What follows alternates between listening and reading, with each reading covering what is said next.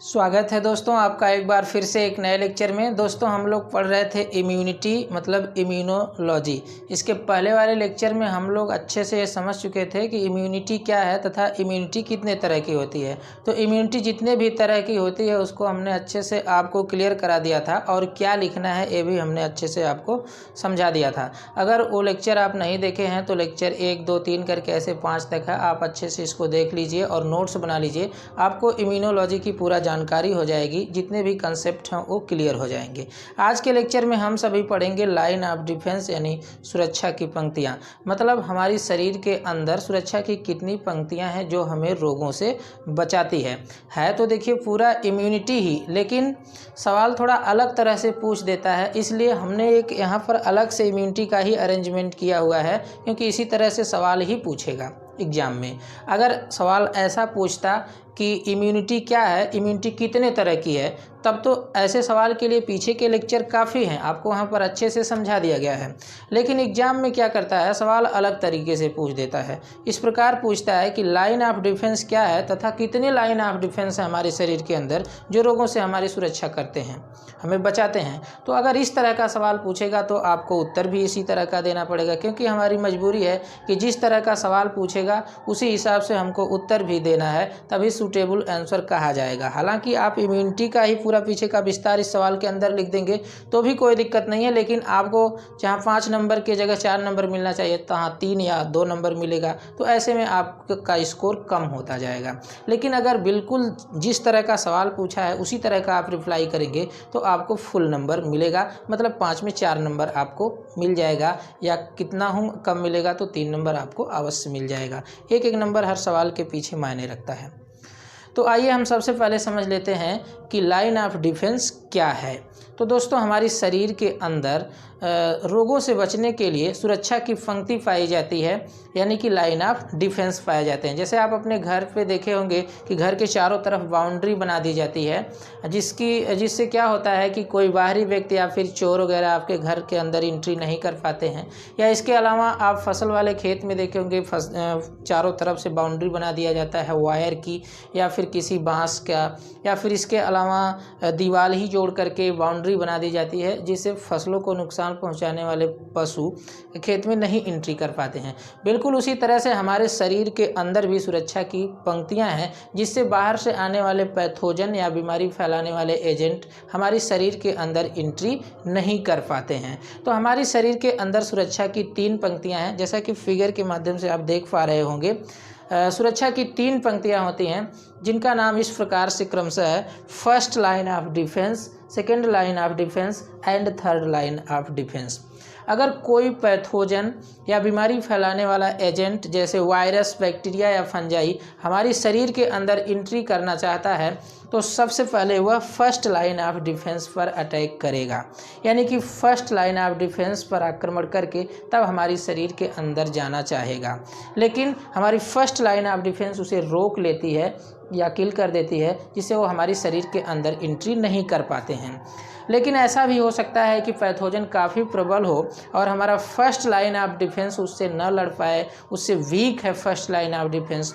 तो ऐसी दशा में pathogen first line of defence को क्रॉस करके, यानी सुरक्षा की पहली पंक्ति को क्रॉस करके दूसरी पंक्ति पर यानी सेकेंड लाइन ऑफ डिफेंस पर अटैक कर देते हैं। अब ऐसा भी हो सकता है कि सेकेंड लाइन ऑफ डिफेंस पर पैथोजन किल हो जाए, लेकिन ऐसा भी हो सकता है कि पैथोजन यहाँ पर भी प्रबल है तो सेकेंड लाइन ऑफ डिफेंस को भी पार कर जाएगा और इसके बाद फिर थर्ड लाइन ऑफ डिफेंस पर अटैक कर देगा। अब वही बात यहाँ पर भी है, अगर पैथोजन प्रबल है, सूटेबल इन्वायरमेंट पा गया तो थर्ड लाइन ऑफ डिफेंस को भी क्रॉस कर जाएगा, नहीं तो अगर नहीं क्रॉस कर पाया तो यहाँ पैथोजन की या वायरस बैक्टीरिया की यहाँ पर क्या हो जाएगी, डेथ हो जाएगी। अगर थर्ड लाइन ऑफ डिफेंस भी पैथोजन पार कर गया तो ऐसी दशा में हम बीमारियों से हार जाते हैं। लेकिन ऐसा कभी कभार होता है, मैक्सिमम यही होता है कि फर्स्ट लाइन ऑफ डिफेंस पर ही तमाम पैथोजन किल हो जाते हैं।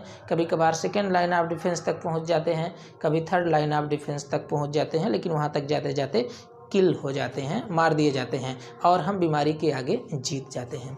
तो इस प्रकार से 3 लाइन्स ऑफ डिफेंस हैं, यानी सुरक्षा की 3 पंक्तियां हमारी शरीर के अंदर है। अलग अलग वीडियो में हम एक एक सुरक्षा की पंक्ति आपको अच्छे से समझाएंगे। फर्स्ट लाइन ऑफ डिफेंस, इसके बाद नेक्स्ट वीडियो में सेकेंड लाइन ऑफ डिफेंस और उसके बाद थर्ड लाइन ऑफ डिफेंस। देखिए तीनों लाइन ऑफ डिफेंस हम एक ही वीडियो में आपको अच्छे से समझा देते, लेकिन वीडियो काफ़ी लंबा हो जाता है। उसे एडिट करने से लेकर के अपलोड करने तक की बहुत सारी प्रॉब्लम हो जाती है। 4 GB का हो जाता है, 5 GB का हो जाता है। ऐसी दशा में अगर उसका कम किया जाए GB तो फिर क्वालिटी कम हो जाती है, अच्छे से वीडियो क्लियर नहीं दिखता है। तो फिर कमेंट में आता है कि वीडियो सर क्लियर नहीं दिख पा रहा है। अब फ़ोन से ही वीडियो शूटिंग करना है, फ़ोन से ही उसको एडिट करना है, अपलोड करना है, तो सारी चीज़ें फ़ोन से ही करना होता है। ऐसे में अच्छी क्वालिटी नहीं मिल पाती है। तो जब तक हमारे पास अच्छी व्यवस्थाएं नहीं हो पाती हैं तब तक हम फ़ोन से ही वीडियो बना करके छोटा छोटा वीडियो बना करके डालेंगे। आप एक की जगह 2-3 लेक्चर एक दिन में आप ऐसे देखा करिए, फिर जैसे ही व्यवस्थाएं होती है तो फिर बड़ा बड़ा लेक्चर आपको दिया जाएगा। तो देखिए 3 लाइन्स ऑफ डिफेंस अलग अलग वीडियो में हम आपको बताएंगे। अब लाइन्स ऑफ डिफेंस क्या हैं, किस तरह से इसको अरेंज करना है, मैंने एकदम सवाल के हिसाब से ही इसको अरेंज कर दिया है। आपको कुछ भी इसके अंदर चेंजिंग नहीं करना है। 2-3 बार वीडियो देख करके या इससे नोट बना करके कई बार पढ़ करके आप एकदम अपने ब्रेन में, अपने दिमाग में इसको इसी पैटर्न पर एकदम कॉपी कर लीजिए और एग्ज़ाम में ले जा करके एकदम ऐसे पेस्ट कर दीजिएगा। आपको फुल नंबर मिलेगा, अच्छा स्कोर बन जाएगा। आपको कुछ भी इसके अंदर परिवर्तन नहीं करना है। तो अगर ऐसा सवाल पूछता है कि लाइन ऑफ डिफेंस क्या है, इसको विस्तार से समझाइए या कितने तरह का होता है, तो आप सबसे पहले हेडिंग डाल देंगे लाइन ऑफ डिफेंस और नीचे लिख देंगे there are 3 line of defence. जैसा कि अभी हमने बताया है कि सुरक्षा की 3 पंक्तियां हैं। 3 लाइन ऑफ डिफेंस का मतलब सुरक्षा की 3 पंक्तियां हैं। नाम उनका देखिए क्या है, first line of defence, second line of defence और थर्ड लाइन ऑफ डिफेंस। अक्सर हम यही प्रयास करते हैं कि आपको पहले ही वीडियो में पूरा आपको समरी बता दें ताकि आगे के लेक्चर में आपको कोई समस्या ये ना हो कि आगे अब कौन सी हेडिंग आएगी, इसके बाद कौन सी हेडिंग आएगी, आपको इस चीज़ का कन्फ्यूजन न रहे।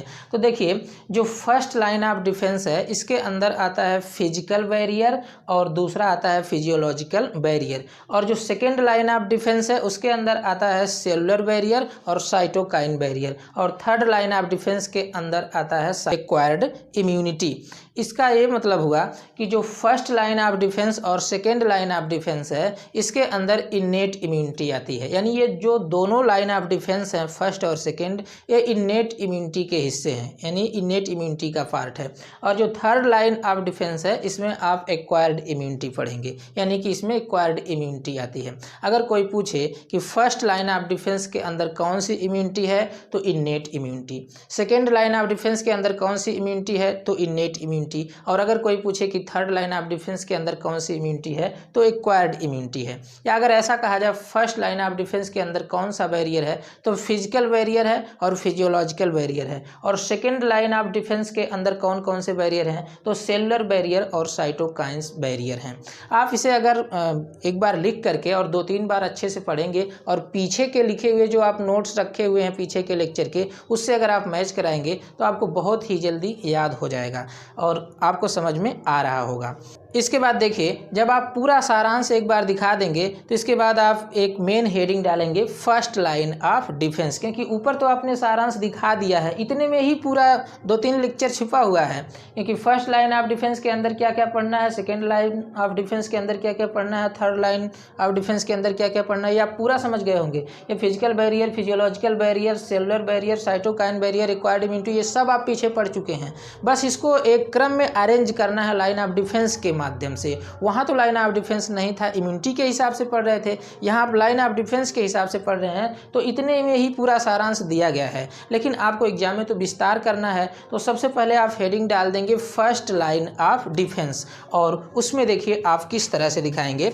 तो आप इसमें लिखेंगे it include physical barriers and physiological barriers. जैसा कि आपने ऊपर ही देख लिया है कि फर्स्ट लाइन ऑफ डिफेंस के अंदर फिजिकल बैरियर्स और फिजियोलॉजिकल बैरियर्स आ रहा है। और सबसे पहले इसमें आप हेडिंग डाल देंगे फिजिकल बैरियर, तब इसके बाद फिजियोलॉजिकल हम बताएंगे। तो फिजिकल बैरियर्स के अंदर दो चीज़ें आती हैं, एक स्किन और दूसरा म्यूकस मेम्ब्रेन। ये बातें आप पीछे भी पढ़ चुके हैं, स्किन और म्यूकस मेम्ब्रेन आप पीछे भी पढ़ चुके हैं।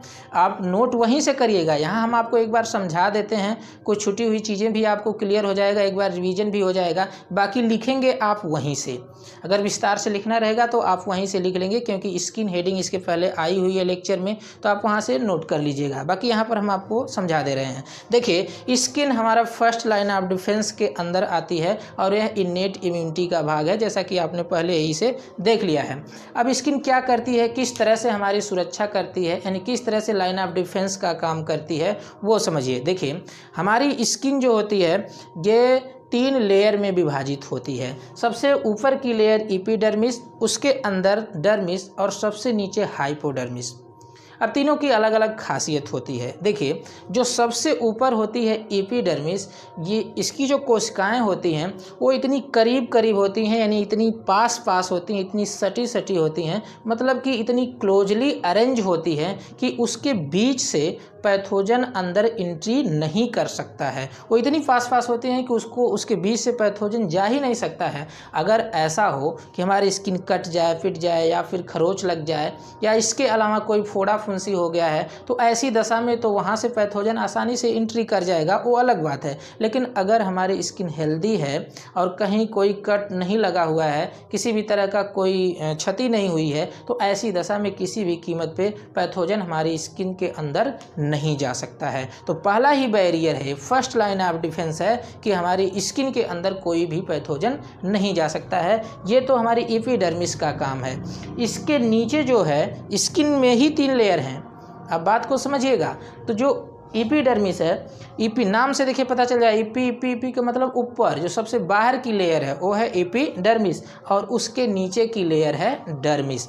अब जो दूसरी लेयर है डर्मिस, उसकी क्या खासियत है ये समझिए। देखिए, जो डर्मिस होती है इसके अंदर 2 मुख्य रूप से ग्लैंड पाई जाती हैं। एक देखिए स्वेट ग्लैंड है और दूसरा सीबेशियस ग्लैंड है। स्वेट ग्लैंड का काम क्या है? स्वेट ग्लैंड जो है वो डर्मिस लेयर के अंदर पाई जाती है और वह पसीना निकालती है। स्वेट का मतलब क्या? पसीना। और आपको पता है कि पसीना का जो इन्वायरमेंट होता है वो सलाइन होता है, यानी कि खारा होता है। किसी ना किसी माध्यम से आप कभी ना कभी पसीना का टेस्ट कर ही लिए होंगे। जैसे मान लीजिए कोई काम कर रहे हैं, दोनों हाथ आपके व्यस्त हैं, और ऐसी दशा में अगर पसीना चूता है, गिरता है, ऐसे लीलार से पसीना अगर गिर के आ रहा है तो कभी कभी मुंह में चला जाता है। या किसी भी माध्यम से आप कभी ना कभी पसीना का टेस्ट किए होंगे, नमक जैसा लगता है, यानी नमकीन लगता है, खारा लगता है। तो खारा होने का क्या फ़ायदा है? ये पसीना निकल करके हमारी स्किन पर फैल जाता है और स्किन का इन्वायरमेंट सलाइन कर देता है, खारा कर देता है। और खारा होने की वजह से इस पर कोई भी पैथोजन अगर आकर के बैठते हैं तो वहाँ पर सर्वाइव नहीं कर पाते हैं, मर जाते हैं। अब कैसे? इस बात को आप बचपन में देखे होंगे। जैसे कभी हम बचपन में नदी या तालाब में नहा रहे होते हैं और काफ़ी देर तक अगर हम पानी में रह रहे हैं तो ऐसी दशा में हमें कभी कभी जोक पकड़ लेती है, जोक। और पानी में जाकर के बैठे हुए कुछ जानवर अगर देर तक रह गए तो बाहर निकलते हैं तो उनको भी कभी कभी जोक पकड़ लेती है। ऐसे में हम लोग क्या करते थे बचपन में कि उस जोक को निकाल करके और बस इंजॉय, बस वो जोक को निकाल करके और बाहर रख करके उस पर नमक गिराते थे, नमक उस पर ला करके रख देते थे। ऐसे में आपने देखा होगा कि जो जोक होती है वो खून फेंक देती है, ब्लड उसका बाहर आ जाता है और वो मर जाती है।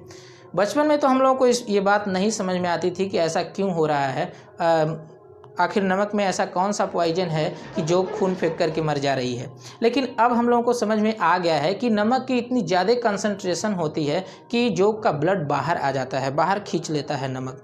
ऐसे ही अगर सलाइन इन्वायरमेंट हमारी स्किन के ऊपर है तो वहाँ पर जो भी वायरस, बैक्टीरिया या कोई भी तरह का एजेंट आकर के बीमारी फैलाने वाला जो है, ऐसे ही हमारे स्किन के ऊपर अगर कोई बीमारी फैलाने वाला एजेंट आकर के बैठता है तो सलाइन इन्वायरमेंट क्या करेगा कि उसके अंदर का जो जीव द्रव्य है, साइटोप्लाज्म है, उसको बाहर खींच लेगा, जिसकी वजह से क्या होगा कि उसकी डेथ हो जाएगी। इसके अलावा आप देखे होंगे कि अगर नमक में इसके अलावा आप देखे होंगे कि अगर अचार में ज़्यादा नमक डाल दिया जाता है तो वो अचार बहुत दिनों तक ख़राब नहीं होता है। लेकिन गांव में हमारे बड़े बुजुर्ग लोग जो ज़्यादा पढ़े लिखे नहीं हैं, उनको इसके कंसंट्रेशन का हिसाब तो पता नहीं है। वो ये मानते हैं कि अगर घर का एक कोई सदस्य है तो उसके छूने से अचार नहीं सड़ेगा, लेकिन कोई दूसरा सदस्य अगर उसी अचार को छू रहा है तो सड़ जाएगा, ऐसा लोग मानते हैं।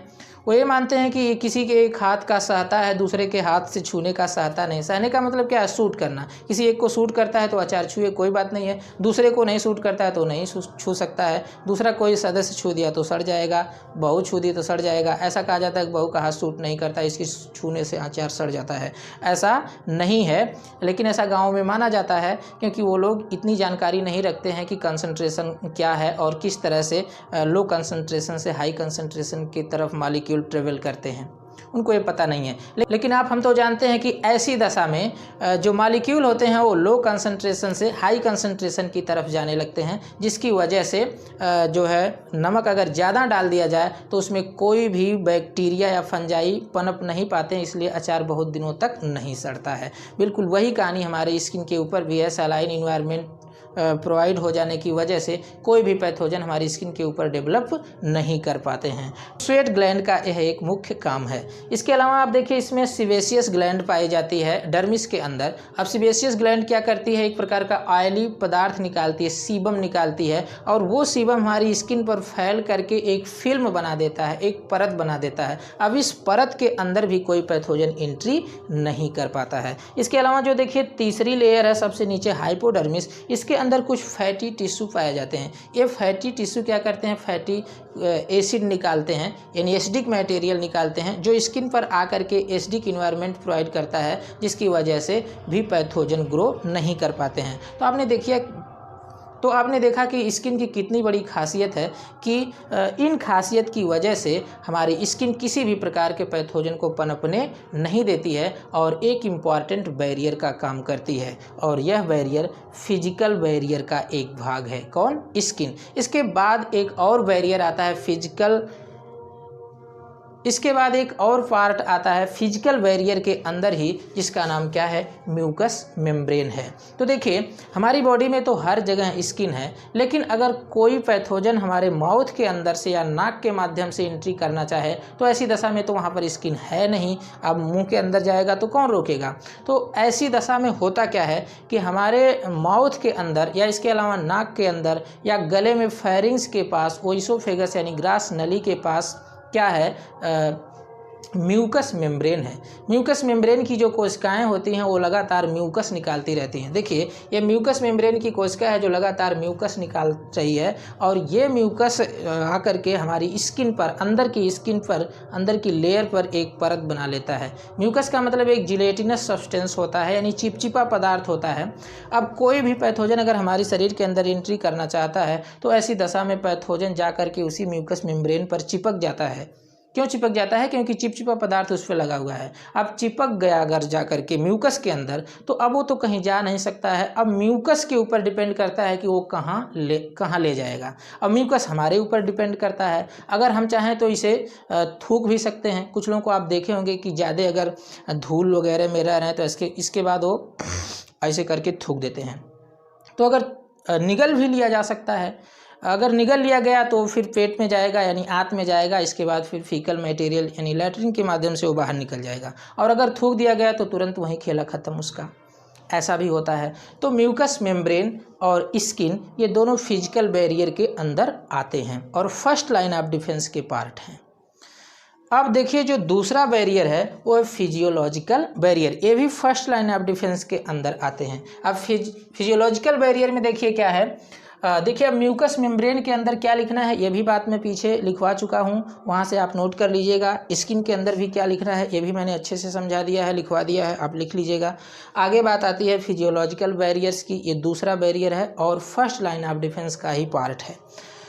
इसमें देखिए जो पहला है वो है एसिड ऑफ स्टमच। आपको पता है कि अगर पैथोजन भोजन के माध्यम से स्टमच में पहुंच गया तो स्टमच में पाया जाने वाला जो एसिड है हाइड्रोक्लोरिक एसिड, वो वहां पर पैथोजन को किल कर देगा। इसके बाद देखिए बाइल जूस है, वहां से अगर भोजन के साथ पैथोजन आगे बढ़ा, ग्रहणी में गया, यानी कि आंत में गया तो फिर इधर से जो बाइल जूस जाएगा लीवर से निकल करके पित्ताशय से होकर के जब जाएगा ट्रैक के अंदर यानी कि इंटेस्टाइन के अंदर, तो फिर वहाँ पर उसे किल कर देगा। तो बाइल जूस भी एक प्रकार का बैरियर है, क्योंकि वो जाने नहीं देगा, आगे बढ़ने नहीं देगा। इसके बाद क्या है, सीरुमेन। सीरुमेन क्या है, ईयर वैक्स है। कान के अंदर पाए जाने वाला जो वैक्स होता है, खोंट, जिसे आप कभी कभी माचिस की तीली या कुछ लोगों को देखे होंगे बाइक की चाबी से ही निकालना चालू कर देते हैं। कुछ लोग कोई अगर सूटेबल लकड़ी कोई पा गए तो तुरंत कान में डाल लेते हैं और निकाल कर हाथ पर रखते हैं या कहीं पर ऐसे पोंछते रहते हैं। तो कान में वैक्स पाया जाता है, ईयर वैक्स। वो वैक्स क्या करता है, कोई भी अगर पैथोजन अंदर जाता है तो उसे उसी में चिपका लेता है और बहुत दिनों तक चिपकाए उसी में मार देता है, या फिर आप खोटी के माध्यम से निकाल करके उसे बाहर फेंक देते हैं।